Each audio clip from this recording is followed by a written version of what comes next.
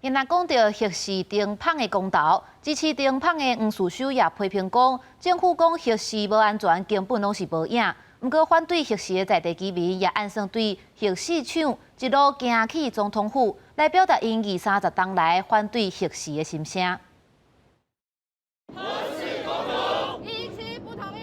早起10点外，反核试民众甲在地居民聚集伫咧核试厂对面发口号，希望全民听到因的心声。阮在地人足清楚的，内底机器是非常的烂，伫试运转的时阵吼，发生足侪火烧，所以这个主要是若发生开始插落的时阵，就是咱台湾灾难的开始。 就住伫咧核试紧急疏散范围内，81岁阿嬷表示，阵若发生核灾，关联会发互因的核灾避难包，因是会当派咧行外远咧。我的活动我会惊死，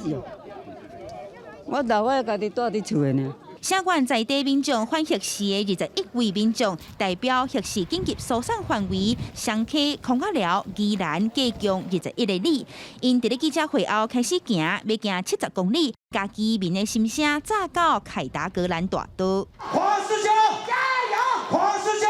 另外一边，伫咧新北永和国父纪念馆同意核试中胖的公投领衔人黄士修宣传演讲，强调核试爱中胖，才通减少土炭，改善空气污染。以后如果公投不通过，我们就要面对缺电、涨价、